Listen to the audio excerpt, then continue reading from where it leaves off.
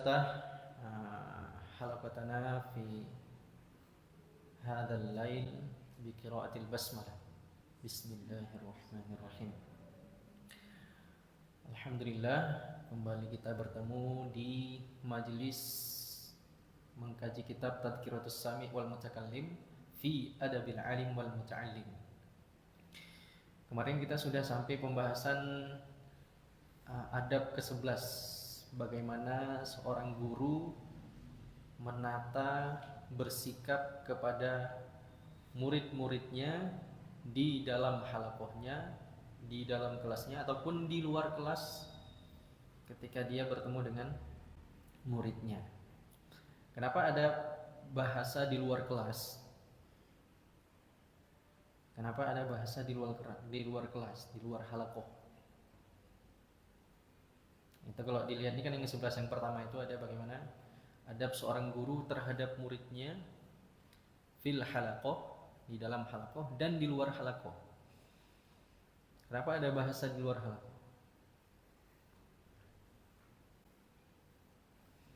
Jadi hubungan seorang guru dan murid itu tidak hanya terbatas oleh ruangan, ya, tidak tersekat oleh ruangan-ruangan kelas atau tersekat dengan halakoh-halakoh seperti ini, tapi juga tersambung di kehidupan sosialnya, di kehidupan bermasyarakatnya, itu juga nyambung, ya. Jadi ketika bertemu dengan guru di luar halakoh itu tetap menghormati, tetap menjaga muruahnya, menjaga kehormatannya, seperti itu, ya.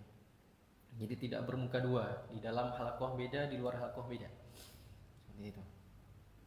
Di hari ini terutama guru-guru saya dulu, ya, guru-guru di SMP dulu. Ketika saya silaturahmi ke rumah guru saya dulu, itu ada cerita. Jadi ada murid yang dulu dia sanjung-sanjung, selalu ranking 1, nilai terbaik, tapi ketika sudah jadi sukses, sudah punya nama, sudah punya gelar, ketika bertemu di jalan sudah tidak kenal lagi, sudah langsung buang muka. Nah, ini tidak patut seperti itu, ya. Makanya di sini dijelaskan kenapa adab seorang guru itu di dalam halakoh dan di luar halakoh. Nah, ini penting sekali adab. Oke, kemarin sudah sampai paragraf ke-2, ya. Paragraf kedua, boleh diulangi? Yang ke-11 ini tentang tidak boleh melebih-lebihkan seorang murid atau menyanjung seorang murid daripada yang lain, sedangkan mereka memiliki tingkat derajat yang sama. Jadi sama-sama pinter, sama-sama mendapat nilai yang bagus, sama-sama mempunyai kecerdasan yang setara, tapi yang satu dilebihkan daripada yang lain, yang satu diangkat sedangkan yang lain didiamkan. Nah, ini tidak diperbolehkan. Coba di paragraf yang kedua lanjutkan. Fa in kana ba'duhum aktsara tahsilan wa ashadda ijtihadan wa ahsana adaban fa ahsana adaban wa ahsana adaban fa azhara ikramahu wa tafdilahu wa bayyana anna ziyadata ikramihi litilkal asbabi fala ba'sa bidzalika li'annahu yunashitu wa yab'atsu 'ala al-ittisafi bitilkas sifati. Nah, kecuali ini paragraf 2 ini keterangan lebih lanjut, boleh seorang guru menyanjung seorang murid jika aktsara tahsilan, ada salah seorang di antara mereka itu lebih cepat atau lebih banyak memperoleh pemahaman, jadi pemahamannya lebih dalam daripada yang lain. Wa asyadda ijtihadan, atau dia itu lebih rajin, lebih sungguh-sungguh daripada yang lain. Masuk kelas jam 7, dia jam setengah 7 sudah dari kelas. Nah, ini kuliah jam 8 masuk, jam setengah 9 baru datang. Dosennya jam setengah 10. Nah, itu, ya. Wa asyadda ijtihadan, jadi bersungguh-sungguh. Wa ahsana adaban, lebih beradab, lebih sopan santun. Fa'adhara ikramahu, maka diperbolehkan untuk menampakkan kemuliaannya. diangkat dia. Wa tafdilahu, keutamaannya. Wa bayyana, kemudian diberikan penjelasan oleh guru itu harus menjelaskan kenapa dia itu memuji murid tersebut atau kenapa dia selalu menyanjung murid tersebut. Wa bayyana, dijelaskan anna ziyadata ikramihi, bahwa ziyadah ini apa? Tambah. Menambah Menambah. atau menambah pujian, menambah ikramihi, kemuliaannya, litilkal asbab, karena sebab-sebab yang tadi. Tidak. Fala ba'sa bidzalik, maka diperbolehkan. Nah, kemarin ada pertanyaan, ada PR. Anna ziyadata, isimnya anna sudah ketemu, khobarnya anna belum ketemu. Yang mana khobarnya? Jadi kalau artinya wa bayyana anna ziyadata ikramihi, bahwasanya memuji atau melebihkan kemuliaan murid tertentu, nah harusnya khobarnya itu bunyinya diperbolehkan. Nah, di mana kalimat yang mengandung kata-kata diperbolehkan? Fala ba'sa. Fala ba'sa. Nah, itu menjadi secara tidak langsung menjadi khobarnya kana. Jadi mengkabarkan tentang isimnya. Ya kan? Jadi khobar itu mengkabarkan tentang isimnya. Atau mubtada khobar. Khobarnya itu menjelaskan tentang mubtada. Al-masjidu kabiru. Mubtadanya masjid. Khobarnya kabir. Jadi kabir ini menjelaskan tentang kondisi masjid. Oh, masjidnya besar. Oh, masjidnya kecil. Oh, masjidnya luas. Itu ya, khobar. Li'annahu yunashitu wa yab'athu 'alal ittisafi bitilka sifat. Karena bentuk pelebihan tersebut, bentuk pemujian terhadap murid tertentu tersebut itu yunashitu, bisa memotivasi, wa yab'athu, dan membangkitkan atau mendorong murid-murid yang lain 'alal ittisaf, untuk mengikuti atau meneladani bitilka sifat, dengan sifat-sifat terpuji yang dilakukan oleh murid tadi. Lanjut. Walidzalika la yuqaddimu ahadan fi naubati ghairihi aw yuakhiruhu an naubatihi illa idza ra'a fi dzalika maslahatan tazidu ala maslahati mura'atin naubati. Mura'atin naubah. Mura'atin naubati. Nah, kalau panjang pendek itu perlu dijaga juga ketika bahasa Arab, karena itu menentukan arti. Kecuali masalah dengung-dengung itu nggak perlu. Nah, kalau dengung cukup di Al-Quran, tapi kalau di bahasa Arab panjang pendek tetap penting. Terus Fa in samaha ba'duhum li ghairihi fi naubatihi fala ba'sa. Wa sanadhkuru dzalika mufassalan insyaallah ta'ala. Wa yanbaghi an yatawaddada li hadirihim wa yadhkura ghaibahum bi khairin wa husni thana'in. Wa yanbaghi an yasta'lima asma'ahum wa ansabahum wa mawatinahum wa ahwalahum wa yukthira du'a lahum. walidzalika, oleh sebab itu atau selain itu, la yuqaddimu ahadan, tidak boleh. Yuqaddimu itu mendahulukan seseorang dari murid. Ahadan ini kembali ke murid. Fi naubati ghairihi, di dalam naubah itu artinya giliran. Au yuakhiruhu, atau mengakhirkannya, menundanya, an naubatihi, dari gilirannya. Illa idza ra'a fi dzalika maslahatan, kecuali jika idza seorang guru ra'a, melihat, fi dzalika, dalam mendahulukan atau mengakhirkan giliran seorang murid untuk maju setoran, ada maslahat, tazidu ala maslahati mura'atin naubah, lebih maslahat ketimbang menjaga giliran yang sudah ditentukan. Nah, jadi dulu itu ada metodenya qiraah ala syekh. Jadi ketika buat majelis itu qiraah ala syekh. Jadi murid-murid itu membaca di hadapan syekh. Kan nggak bisa baca semuanya. Jadi giliran, bergilir sudah ditentukan. Nanti yang pertama si fulan, yang kedua si fulan, yang ketiga si fulan.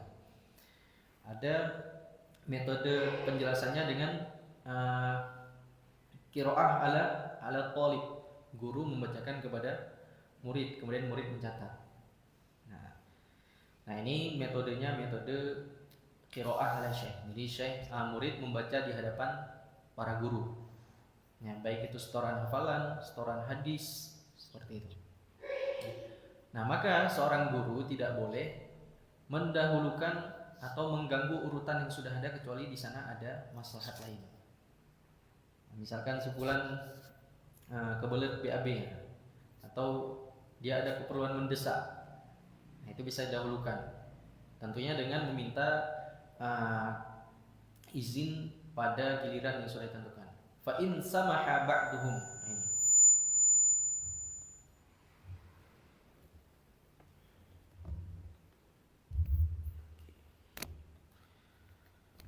Fa in samaha ba'duhum li ghairihi fi naubatihi fala ba'sa. Maka jika salah seorang di antara mereka itu mengizinkan yang lain mendahului gilirannya. Nah, misalnya sekarang jadwal setoran Ihsan, ya, tapi Ihsan boleh mendahulukan Naba. Kalau diperbolehkan maka tidak mengapa. Fala ba'sa. Wa sanadkuru dzalika mufassalan insyaallah. Dan nanti akan dijelaskan lebih lanjut tentang pembahasan ini. Itu tentang adab murid nanti di dalam halaqah. Kemudian wayam bagi ayyatawaddada li hadirihim. Seharusnya seyogyanya bagi seorang guru ayyatawaddada untuk yatawaddada ini wadda dari kata wadda, cinta atau berkasih sayang li hadirihim kepada orang-orang yang hadir di dalam majelisnya. Jadi kalau sudah hadir dalam majelisnya tidak boleh dicela, ya tidak boleh direndahkan, dijatuhkan kehormatannya, tapi harus dengan kecintaan, diberi puji-pujian yang bagus, diberi kata-kata yang bagus. Wa yadhkuru ghaibahum bi khairin, dan kepada murid-murid yang tidak hadir, yang gaib, itu kan gaib, maka tetap disebutkan kebaikan-kebaikannya. Wa husni tsana'in, dan diberi sanjungan yang bagus. Jadi tidak boleh suudzon terlebih dahulu. Siapa tahu mungkin walaupun tidak ada kabar, dia ada kebutuhan tertentu atau ada udzur yang tidak membuat dia tidak bisa hadir di tengah-tengah kita pada hari ini. Seperti malam hari ini mungkin ada beberapa teman-teman yang tidak hadir. Nah, seorang guru itu wajib tetap mendoakan semoga urusannya dimudahkan, gitu ya, sehingga kedepannya dia bisa hadir di majelis ini. Seperti itu. Wayam bagi ayyasta'lima. Nah, selain itu seorang guru juga harus atau bagusnya itu untuk berusaha mencari tahu. Alima ya'lamu ilman, itu artinya mengetahui. Ditambah 3 kata alif, sin sama ta, jadinya ada usaha. Usaha untuk mengetahui. Ghafara yaghfaru ghufron, itu artinya mengampunkan. Ya kan? Ghufron, bukan ghufron itu ya. Mengampuni. Tapi kalau istaghfaro ditambah alif, sin sama ta, itu maknanya berubah menjadi usaha untuk meminta maaf. Ada permintaan. Jadi kalau alima ya'lamu mengetahui, ista'lama yasta'limu meminta tahu atau mencari tahu.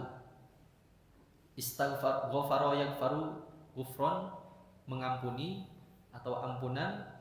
Istaghfara yastaghfiru istighfaron, memohon ampunan. Jadi ada permohonan atau ada permintaan ketika ditambah alif, sin sama ta. Gitu ya. Nah, makanya kalau pengen tahu asal kata dari satu fi'il, jadi fi'il itu mesti tiga huruf, ya kan? Semua fi'il mesti tiga huruf. Nah, itu dihilangkan 9 atau 10 hurufnya yang tergabung di sa'altumuniha. Itu tambahan huruf di dalam fi'il atau isim kalau saya tidak salah. Sa'altumuniha. Maka dari yasta'limu ini coba dihilangkan dari sa'altumunihanya apa saja? sa'altumuniha, sin, a, lam, ta, mim, nun, ha, apa lagi? Ya, ada sa'altumuni. Nah, waw, gitu ya. Makanya di sini yang dihilangkan ya, kemudian dihilangkan sin, dihilangkan ta, sa'altumuniha, jadinya tinggal alima. Ini asal katanya. Jadi sebenarnya kalau kita sudah tahu asal kata, arti satu dari asal katanya, itu nanti selebihnya bisa lebih memudahkan. Jadi kalau kita sudah tahu alima, mengetahui, ketika jadi yasta'limu, oh kira-kira itu kita bisa setidaknya tahu gambaran umumnya. Gitu ya. Jadi harus bisa mengembalikan asal katanya atau apa dulu. Nah, ayasta'limu, seharusnya bagi seorang guru itu untuk berusaha tahu, mencari tahu asma'ahum, nama-nama muridnya. Nah, ini paling penting nih untuk mengetahui nama murid. Ya, ada guru tidak kenal muridnya, tapi memang kalau mungkin hanya murid-murid tertentu ya. Kalau sudah muridnya 500 ribu itu susah juga gitu ya. Jadi dulu halakoh seperti Imam Ahmad itu dihadiri oleh 500 orang, itu nggak mungkin dihafal semuanya. Jadi beberapa nama itu yang perlu dihafal. Wa ansabahum, ini kalau memang halakoh intensif, halakoh yang eksklusif ya, jadi beberapa orang saja. Wa ansabahum, nasab mereka, jadi mengetahui siapa bapaknya, siapa ibunya, apa kerja bapaknya, apa kerja ibunya ya. Wa mawatinahum, tempat tinggal mereka, di mana tinggal sebulan, kenapa dia selalu telat datang, bisa jadi rumahnya memang jauh, atau memang jalannya kecil, atau memang jalannya macet setiap datang ke tempat, makanya telat. Nah, ini supaya seorang guru itu bisa lebih mentoleransi beberapa kekurangan yang ada pada diri si murid. Nah, wa ahwalahum, dan kondisinya. Oh, si fulan ini mungkin kekurangan dia dari segi harta, dia harus kerja lagi, harus menghidupi keluarganya, samping dia menuntut ilmu, seperti itu ya. Wa yukthirat doa lahum, dan memperbanyak doa untuk murid-muridnya. Ini ya. Ini hubungan sama guru dan murid saja sampai sedekat ini dianjurkan dalam kitab ini ya. Apalagi hubungan seorang ayah dan anaknya harusnya lebih daripada ini. Nah, ini seorang ayah harus tahu gimana kondisi si anak. Wa yukthirat doa, tentunya yang paling pasti itu memperbanyak doa kepada anak-anaknya. Begitu juga seorang anak kepada guru atau kepada orang tuanya. Doa ini penting. Jadi saya tuh pernah di pondok saya dulu, ada satu doa yang dibilang sama guru saya itu. Beliau bilang ya sering didoakan sama guru, bahkan guru ini juga menganjurkan sama guru-guru yang lain untuk mendoakan murid-muridnya. Apa didoakan? Kalau ada murid yang tidak pantas jadi alumni pondok ini, maka keluarkan dia ya Allah. Itu ya, saking betul-betul menjaga muruah pondok terutama ya, sampai seperti itu. Itu untuk menjaga muruah, juga menjaga adab, menjaga nama, seperti itu ya. Nah, itu salah satu doa ya. Kita bisa mendoakan yang lain supaya murid-murid itu dibaguskan akhlaknya, dibenarkan pemahamannya, dimudahkan untuk memahami setiap pelajaran-pelajaran, dan dimudahkan untuk mengamalkan ilmunya. Ini penting untuk didoakan ya. Nah, hari ini hubungan guru dan murid itu sebatas seperti penjual dan pembeli saja.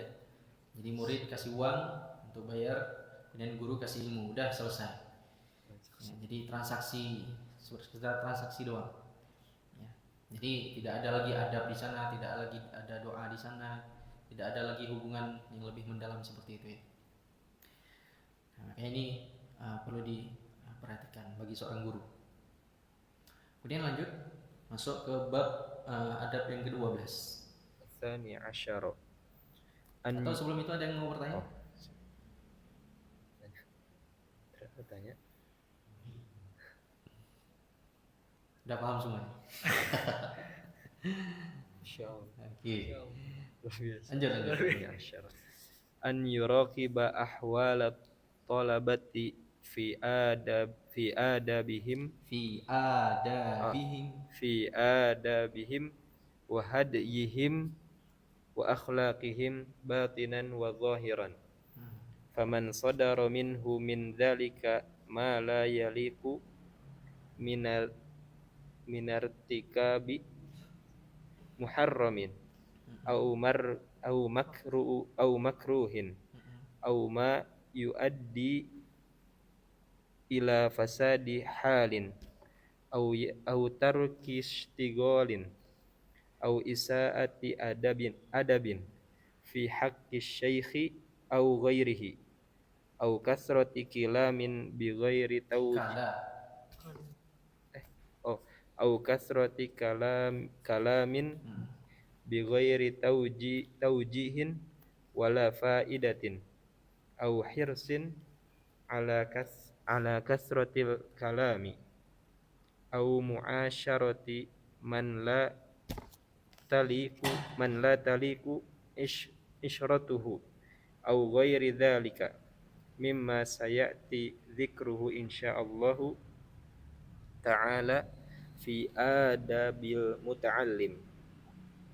Arrada syaikhu bin nahyi an dzalika bi khuduri man sadara minhu ghayra mu'arridin bihi wala muayyinin lahu fa in lam yantahi nahahu an dzalika sirran. Oke, cukup. Cukup. Saya terjemahkan? Ya, belum. Belum. Ats-tsani asyara. Yang ke-12. Udah belajar bilangan adat. Al-adat udah belajar di Rasulullah? Adat. Ini Bila. ya kan ada ke-12, ada 12. Ya kan? Kalau 12 gimana bunyinya? Isna asyar. Isna asyar. Kalau tsani asyara ke-12. Oke. Kalau ketiga apa ketiga? Salis. Ya seperti bentuk fa'il gitu ya. Jadi sadis, khamis, sabi', tasi', ashir, thamin. Gitu. Oke. Ayyuraqiba ahwal at-talabah. Bagi seorang guru untuk mengawasi. Ya. Muraqabah, merasa diawasi, yuraqib atau muraqib, pengawas. Ini pengawas dalam bahasa Arab artinya muraqib. Fi'ilnya raqaba yuraqibu. Ya. Mengawasi ahwal at-talabah. Hal ihwal atau perilaku atau tingkah laku murid-muridnya fi adabihim. Apa yang diperhatikan? Adab-adabnya wa hadyihim. Wahadihim, kita lihat di sini. Hadiyun itu secara makna langkah atau tujuan. Hadiyun.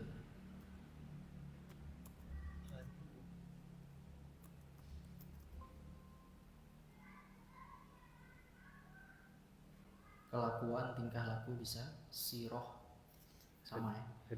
Jadi fi adabihim itu adab-adabnya, hadiyihim tingkah lakunya, wa akhlaqihim akhlaknya, batinan wa zahiran. Baik yang batin ataupun zahir. Ya. Kalau batin itu seperti apa? Seperti kesabaran, syukur, itu kan batin semuanya. Ridho, kemudian apa? Berlapang dada atau samahah. Ya. Husnudzon itu bagian daripada akhlak batin.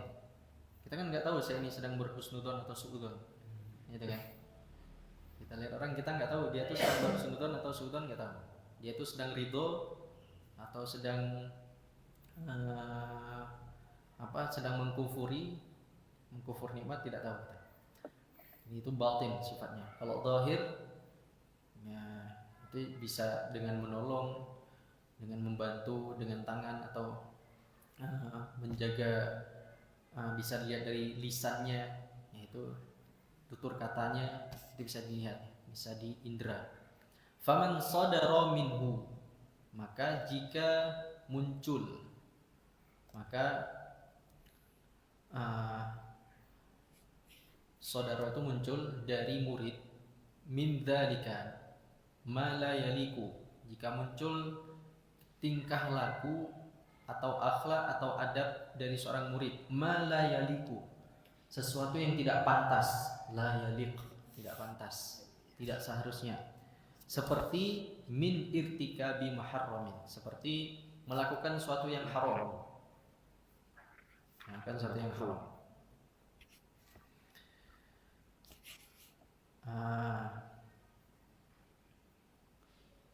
Au makruhin, melakukan sesuatu yang haram itu seperti mencela sesama murid atau mencela gurunya, itu kan tidak diperbolehkan. Ya, sibabul muslim fusukun, mencela sesama muslim itu fasik. Wa qitaluhu kufrun, dan membunuh sesama muslim itu kufur, ya, kufur nikmat yang luar biasa. Au makruhin, atau sesuatu yang makruh, ya. Au ma yuaddi ila fasadi halin, atau melakukan sesuatu yang bisa merusak dirinya sendiri, bisa dengan merokok, ya, walaupun di beberapa pendapat, di beberapa ormas itu membolehkan sambil mengkaji kitab sambil merokok, gitu ya. Kalau sekarang pakai nge-vape, ya, pakai vape, nge-vape, gitu. Au tarki istigholin, atau dia meninggalkan kesibukan belajarnya. Istighol itu kesibukan belajar, ya. Au isaati adabin fi haqqi syekh au ghairihi, atau dia melakukan merusak adabnya sendiri terhadap gurunya atau pada sesama murid, ya. Nah, jadi tidak patuh dengan arahan dari gurunya atau mengganggu temannya, ya, atau iri hati atau dengki. Nah, ini masuk dalam adab yang akhlak buruk yang batin, iri hati, dengki, sombong, gitu ya. Au kathrati kalamin bi ghairi taujihin, atau banyak ngomong bi ghairi taujihin, yang tidak jelas arahnya. Jadi lagi ngomong masalah ilmu, lagi ngomong masalah misalkan nahwu sorof, dia malah ngomongin One Piece. Nah, ini nggak nyambung, gitu ya. Atau ngomongin masalah ilmu, dia ngomongin main game. Nah, ini nggak nyambung. Ghairi taujihin, tidak jelas arahnya. Wala faidatin, dan tidak berfaedah. Tidak faedah ini bisa lagi diskusi ilmu, dia malah gibah saudaranya. Nah, ini tidak berfaedah, bahkan bisa mengundang dosa tadi. Irtikabi muharram, melakukan sesuatu yang haram, ghibah. Au hirsin ala kathratil kalam, atau dia memang terlalu banyak ngomong. Jadi teman-teman yang lain mau bertanya tidak sempat, tidak mendapat kesempatan, seperti itu, ya. Au mu'asyarati man la taliku isyratuhu, atau dia itu berteman, mu'asyarah bisa maknanya berteman atau bergaul, man la taliku isyratuhu, orang yang tidak pantas untuk dijadikan teman. Jadi ada teman itu seperti racun, jadi harus kita hindari. Ada teman itu seperti obat itu sesekali saja ketemunya. Tapi ada teman itu seperti makanan yang perlu setiap hari harus kita ketemu dengannya. Nah, makanya harus pintar-pintar memilah teman. Au ghairi dalika, atau dan selainnya dari berbagai sikap-sikap atau tingkah laku yang tidak pantas dilakukan oleh seorang murid. Mimma sayati dzikruhu insyaallah taala fi adabil muta'allim, yang nanti akan dijelaskan lebih lanjut insyaallah di bab seorang murid, ya, bab adab-adab seorang murid. Maka jika seorang murid melakukan hal-hal yang tidak pantas tadi, arrada syaikhu, maka seorang syekh harus menampakkan bin nahyi, teguran atau larangan, ya, andalik, dari tingkah laku tersebut, bihudurin bihuduri man sadara minhu, kepada di dalam majelisnya, terutama bihudur, kepada orang-orang yang hadir, dan dia ada di situ ghairu mu'arridin, tanpa menunjuk langsung pelakunya. Ya, jadi sindiran dulu. Ya, sindiran tanpa menegur secara langsung, wala muayyanin, atau tanpa menyebutkan nama. Oh si fulan jangan banyak ngomong, oh si fulan jangan gibah, oh si fulan. Nah, tidak boleh menyebutkan nama. Ya, jadi memberikan teguran itu tahapannya yang pertama adalah dengan sindiran dulu atau nasihat secara umum. Ya. Kalau dia suka gibah, maka dijelaskan tentang bahayanya gibah. Ya, bahayanya gibah dan tercelanya gibah. Atau kalau misalkan dia suka iri, suka dengki, maka dijelaskan tentang bahayanya iri dan dengki. Fa illam yantahi nahahu an dzalika sirran. Kalau murid tersebut masih belum meninggalkan perbuatan buruknya, masih juga tidak bisa dibilangin secara umum, secara sindiran, maka ditegur langsung, nahahu, langsung dilarangnya, diberikan teguran langsung, anda dikasiron, secara secara empat mata, ya, dipanggil di suatu ruangan, dipanggil berdua, tegur, ya, seperti itu. Ya, tentunya ini harus laki dengan laki-laki, tapi kalau laki sama perempuan nggak boleh, ya, empat mata. Bimbingan empat mata itu ya, dosen sama mahasiswi itu nggak boleh. Ada bimbingan. Wa yaktafi bil isyarah. Boleh selanjutnya satu paragraf lagi. Wa yaktafi bil isyarati ma'a man yaktafi biha, fa in lam yantahi nahahu an dzalika jahran wa yughallidhul qawla alaihi in iqtadahu al-halu liyanzajira huwa wa ghairuhu wa yata'addaba bihi kullu sami'in. Oke. Sebelum saya lanjutin, ada yang mau bertanya?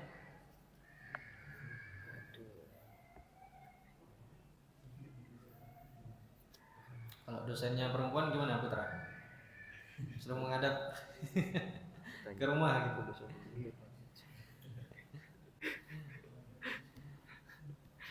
Gitu ya. Ini memang luar biasa. Ini bentuk dari penjagaan Islam ya. Penjagaan Islam terutama dalam muamalah seorang guru dan murid. Yang hari ini tuh banyak terjadi kasus ya, kasus pelecehan. Guru yang seharusnya memberikan keamanan, memberikan pelajaran, tapi justru malah memberikan trauma, memberikan ketakutan. Nah ini ya. Banyak guru-guru TPA kena kasus gitu ya. Gelar Habib, gelar Gus, kena kasus pelecehan. Gitu ya. Ini karena tadi tidak memperhatikan adab-adab. Makanya ada satu kaul mahfudhun, asyarafu bil adab. Kemuliaan itu dengan adab. La bin nasab, bukan dengan keturunan. Atau bil amwal, ataupun dengan uang. Jadi nasab yang mengagung-agungkan nasab tapi jauh dari adab, itu tidak ada kemuliaan sama sekali. Seperti itu ya. Jadi perhatikan adab, baik dengan anak, dengan saudara, dengan siapapun, itu perhatikan adab. Ya. Nah, ada yang tanya kan? Satu pertanyaan.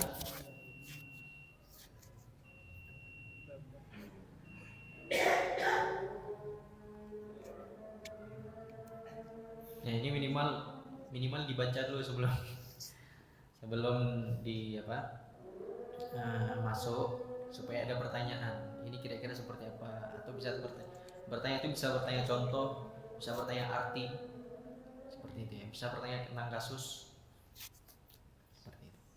Oke, karena sudah ada, kita tutup dengan alhamdulillah dan doa kafaratul majelis. Asyhadu an la ilaha illa anta astaghfiruka wa atubu ilaik. Assalamualaikum warahmatullahi wabarakatuh. Thanks for watching.